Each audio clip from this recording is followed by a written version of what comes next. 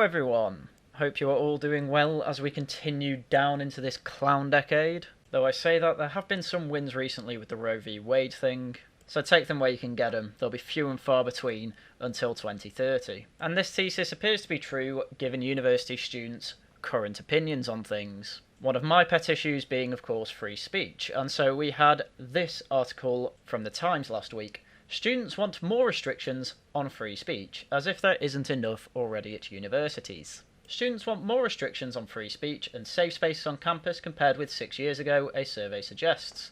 It's revealed that far more undergraduates want to be protected from difficult viewpoints and see certain groups or issues banned from discussions. Universities should set out explanations of academic norms to new students in Freshers Week, the report from the Higher Education Policy Institute, HEPI, recommends. It also suggests that institutions should be careful not to invite too many controversial or inflammatory speakers. So we're not quite at the details of exactly how many more students want less free speech on university campuses, and exactly what the questionnaire was is very important here. I want to know exactly what these students were answering, which the Times does provide in a bit. But when it comes to the Higher Education Policy Institute, I want to know exactly what they mean by academic norms as well. Do they want academic norms to mean be protected from certain viewpoints? Because that's what I get the feeling of, otherwise why would they suggest not to invite too many controversial speakers? The poll of 1,000 full-time undergraduates on free speech issues asked identical questions to a previous survey in 2016. 79% of respondents believe that students who felt threatened should always have their demands for safety respected, up from 68%, which is still mad when you think back to 2016. Because that was 6 years ago.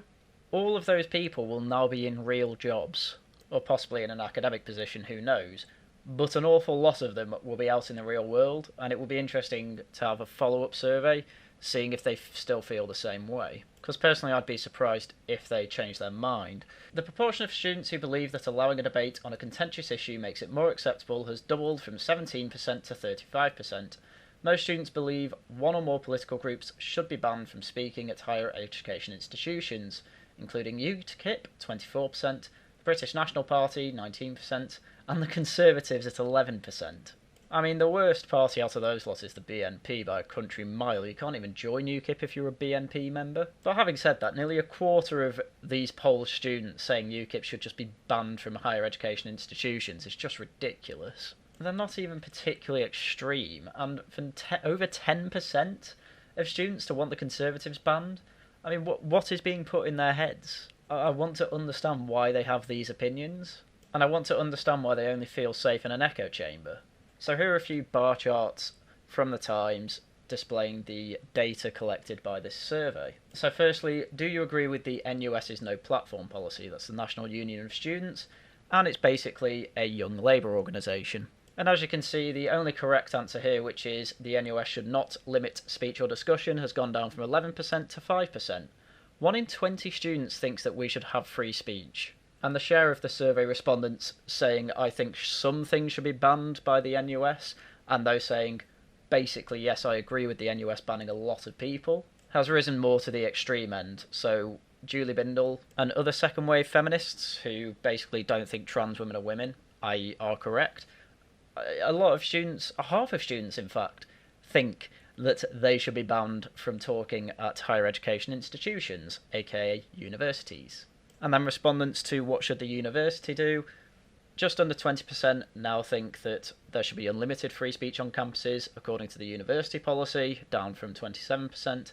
Overwhelmingly, the most popular one is ensuring that all students are protected from discrimination rather than allow unlimited free speech. That's nearly doubled. That's gone from 37% to 61% of respondents, with a lower share also saying that it's complicated, down from 27% to 16%, and not really being able to give an answer. So there is a clear direction with the opinion of uni students when it comes to free speech. They want more restrictive free speech, and this is unfortunately going to translate into more and more restricted speech in real life, whether it be through political means, private means, or with protests. Because there's no way these university students think that this should only be isolated to university campuses. They'll think it should be an international standard. They think there should be absolutely no hate speech in the world whatsoever, because they see it as bad as violence. which is nonsense to anyone who's thought about these issues for more than 5 seconds, but I don't think they think about this issue. A lot of people going to universities will be a lot like me and a lot of my friends who went to universities, because we've just been told it's the natural next step in their life. Because it's what the school system's designed to do. It's designed to chug you through, put you through a load of exams and tests until you can get to university so that their Ofcom score can go up, because, oh, look how many kids are going to university from this school. So you just put mindlessly through this machine, so when it comes to any issue of importance, why would they act any differently with their mind? Like, given an issue, they see one set of talking points, they think it's correct because it's the system that they've been input into, and now when they're asked about their opinions, they just regurgitate it. It's what a lot of people do. But unfortunately, education was one of the first things to be subverted by the leftists in Britain, so I don't know how we're going to get it back. Anyway, universities should consult special interest groups such as religious societies about on-campus events, according to 64% of respondents, up from 40% in 2016. Yes, do consult with your local imam to find out if a particular religious speaker is worthy of Allah. When asked what rights students and staff should have to respond to an event they dislike, 39% said that they should be able to protest outside. That's fine. 20% thought they should be able to stop the event. That's not fine. And 12% said they were within their rights to disrupt it. That is also not fine. Again, all this stuff translates to place outside of universities as well. That's why quite a lot of right-wing events that I know of have to hide the address of where it's being held until a couple of days before the actual event. Because 12% of higher educated people think that they are within their rights to go in and disrupt the event in any way they see fit. The proportion who said gender segregation should be allowed at official events has increased from 20% to 32%. You then need to ask them what they mean by gender segregation, because that means different things to different people at this point. The student watchdog, the Office for Students, is in the process of appointing its first director of free speech. A higher education free speech bill is also making its way through Parliament after Nadhim Zawahi, the Education Secretary, and Michael Doonlan, the University Minister, said securing free speech on campus was a priority. And let's hope those words translate into good action. Because I think it's important that these people have to live through a reality of a free speech campus. Because they are there to learn and be challenged. If someone speaking to a whole audience that they have no part of is so distraught to them that they have to break into the place and disrupt it in whatever way they can, then they need to learn the hard way that that isn't going to happen, and they just need to be removed from campus and possibly suspended if they do that. So if we just let this run away with itself, we'll see even worse survey results in the next 6 years. I mean, look at this next bar chart. Some student unions refuse to sell certain tabloid newspapers in their shops on the grounds that they display sexist views. Do you agree with this? From 2016, it was, this is a really bad bar chart, about 40% in agreement, and now it's gone way over 50%, probably even to 60% in agreement with that statement. And student unions should ban all speakers that may cause offence to some students. Used to be about, I don't know, 10, 15, 20%, something like that. Shot up. Somewhere between 40 and 50% that are in agreement. The free speech side are just completely losing public opinion when it comes to university students. And I think the reason is that basically because they have not lived in the real world, they have gone through a specific system where they are pushed and pushed and pushed and pushed to be academic even when they shouldn't be. And if you've not got freedom in a system and you've not made your own choices, you won't have any initiative, you won't have any of your own opinions, and you will literally just be an NPC. I still remember one of my first university tutor groups. We all waited outside the door of the tutor room. We just all waited outside because none of us had the initiative to go in, and then the lecturer was this really old funny guy who'd literally just walk through the department eating massive wheels of cheese. He was an old Yorkshireman, just said, why don't any of you have any bloody initiative and just go in? And from that point on, I just had the confidence to just, walk in the room, it's full, sorry, I'll wait till you're done, things like that. And we don't have many academics like that anymore. We don't have many academics that don't coddle minds of children and teenagers, because a whole bunch of them are left-wing, and a whole bunch of them basically just want to push their politics onto kids, where really we need apolitical teachers, and maybe not so much lecturers, but especially teachers, especially with younger kids. But that's not what we have at the moment, and that's certainly not true in the curriculum. Nick Hillman, the director of HEPI, said 6 years ago Brexit was just around the corner, and undergraduates had been born in the previous century, whereas most of today's undergraduates were born after the turn of the millennium, and they have had to contend with COVID, industrial action, and a cost of living crisis. 2016 we found considerable ambivalence and confusion about free speech issues. Now it is clear most students want greater restrictions to be imposed than in the past. This may be primarily for reasons of compassion with the objective of protecting other students, but it could also reflect a lack of resilience among a cohort that has faced unprecedented challenges. It could also just be it's the only way they feel they can exert any sort of power. I can stop you speaking, I'm going to take every chance I can to make sure that happens. Because some people are just psychopaths. Things have seemingly swung too far in one direction. No, it swung too far in the wrong direction. It needs to swing to the other direction. With relatively few students recognising the unavoidable trade-offs involved with ever greater restrictions on legal free speech.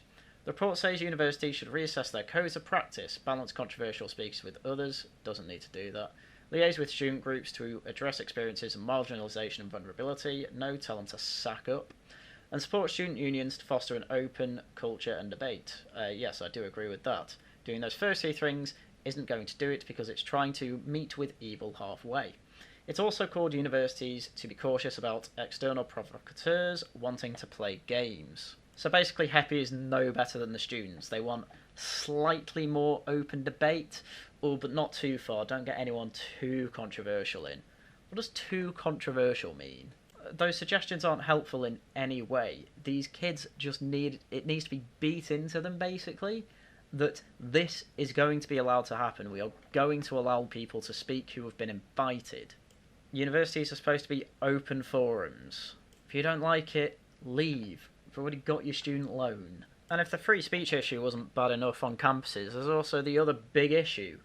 Beware chilling effect of diversity schemes, universities are warned. So it seems that because universities have been pushing diversity schemes for so long, that now it's just causing massive issues. The Minister for Higher Education has written to universities warning them about signing up to equality and diversity schemes that could hamper free speech. I mean, that's another thing, these things also stop free speech. Michelle Donnellan singled out the Race Equality Charter, which is offered by the education charity Advanced Higher Education, and has been criticised as a money-making exercise similar to the Stonewall Diversity Champion scheme. She and Black Lives Matter, of course. It's got so many people mansions. She highlighted the highly paid management roles created by these initiatives and asked universities to consider whether they truly represent good value for money, for taxpayers, or for students. I know from my personal opinion that is a big fat no. This month the Times revealed that the Advanced Higher Education had backtracked on its guidance around trans discrimination after Cambridge academics rebelled against its requirements to foster a collective understanding on the belief that gender can be chosen. So thank God for that, Cambridge isn't completely fallen to the Marxists. Donnellan wrote, "There is growing concern that the chilling effect on university campuses leaves students, staff and academics unable to freely express their lawful views without fear of repercussion." We see so many stories these days, that's just undeniable. One of the areas which has come to my attention as potentially being in tension with creating an environment that promotes and protects free speech is university membership and participation in external assurances and benchmarking diversity schemes. The Race Equality Charter has recently been the subject of attention from MPs and the media, but there are of course a number of other similar schemes, and this letter invites careful consideration in respect of all of these. Universities and other higher education providers are autonomous institutions, and the decision over whether or not to join external assurance and benchmarking diversity schemes is up to each individual provider. Seems fine so far. Given the importance of creating the HE environment in which free speech and academic freedom can flourish, I would like to ask you to reflect carefully as to whether your continued membership of such schemes is conducive to establishing such an environment. Honestly, I don't know why maybe the government, maybe a private enterprise, doesn't just go whole hog and try and sue these charities for scams, because they appear to be scams. Things like the Stonewall Diversity Scheme and this Advanced Higher Education or Advanced HE, they seem to just be complete scams. And I guess it would be a lot of risk and money to be put into something that probably won't yield much reward. But hey, the government's made bigger wastes of money, so I'd rather they waste money on something that will disincentivize other grifters like this. Because this writing a polite letter to universities saying, are you sure this scheme's worth it, I don't think is really going to come to much. And either way, why is it the government writing it to the universities? Why is it not the university's finance office going to people, writing letters or whatever, and saying, hey, this really isn't worth the money. All it's doing is costing us more money for very little value. Kathleen Stock, a professor who left Sussex University after a campaign by students who opposed her views on gender, previously said the scheme was sinister. She said the whole thing is topsy-turvy. Universities should comply with equality law. There is no need to insist on extra performances of obedience to radical political positions, and I completely agree with that. And in fact, I'd go even further and say that the laws that are infringing on free speech need to be pushed back too. A spokesman for Advance HE said freedom of speech and academic freedom are core principles of higher education. These must be protected. Autonomous institutions must be able to make their own decision about tackling racism and fostering inclusivity, and this includes whether they wish to engage with the Race Equality Charter. The REC is about supporting inclusion and belonging and the success of black, Asian and minority ethnic staff and students, enhancing their voice and input and therefore the freedom of speech of an institution overall, so they are complementary aims. This is of course ignoring the fact that quite a lot of people will be banned from speaking now at universities, no matter what their race is, as long as they are saying something that is too controversial. There are many ways to address racism, and we recognise some of these are contested. The REC is a voluntary framework which supports participants developing approaches to EDI, equality, diversity and inclusion, to meet their own context.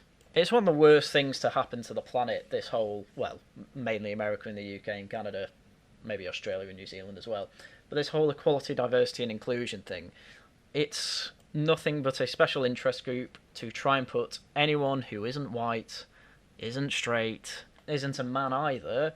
It's to get those groups of people up, to put them up on a pedestal and make sure they get better treatment than your straight white males.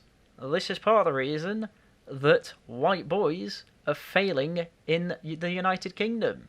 Because it's no longer about merit, it is no longer about what people can do, it's all about, did you happen to be born as part of the majority group, or a man? And the worst thing is, we're in the clown decade. It's only going to get worse before it gets better. We have completely, and by we I mean policymakers and school boards and things like this, they've completely ruined the chances of white boys in this country because they need to put up the minorities, the women, the trans kids. Because, they've been historically repressed. Well, guess what? Ever since World War II, in fact even before that, throughout the 20th century, even when with the little migration we had, they were treated as equals. And now at this point, as Douglas Murray says, they have to be better. It's the standard thing with language. It happened with abortion too. At first it's safe, legal and rare, and now it's celebrate your 21 abortions. You deserve one whenever you request one for completely free. Oh, with free speech. Or you can't have free speech, you might really offend someone and drive them to suicide. That's not it anymore. It's, you're going against immigrants or whatever, you're going against the current paradigm, you need to be silenced. We need political unity in your speech. You need to actively voice your support for this regime. That's where we are now, and believe it or not, it's only going to get worse until about 2030. That's when I predict, maybe even earlier, but that's when I predict this is all going to break apart, and I think it is going to collapse. Because the whole of the leftist doctrine, all postmodern neo-Marxism, is based on too many lies to carry on. And slowly but surely, their original arguments are being broken down. The Mott and Bailey that they have, obviously the Bailey's the easy bit to get down, that's why it's there, but then they retreat to the Mott. But even the Mott now, people are questioning, because they have cracked far too many eggs to not make an omelette. When it gets to 2030, it'll collapse in on itself, the whole kitchen will be on fire around them, and they won't know what to do, because they've only had their little safe spaces, and everyone voicing their support for them. I suppose they just have to hope it's not going to be violent, and if it is, I'm not going to be part of the violence, obviously. But they've been pure evil, so I can see people reacting violently to this. But what do we know? We'll just have to wait till 2030 and find out. But anyway, that's everything I had for you today. So, as usual, thank you very much for watching, and until next time, goodbye.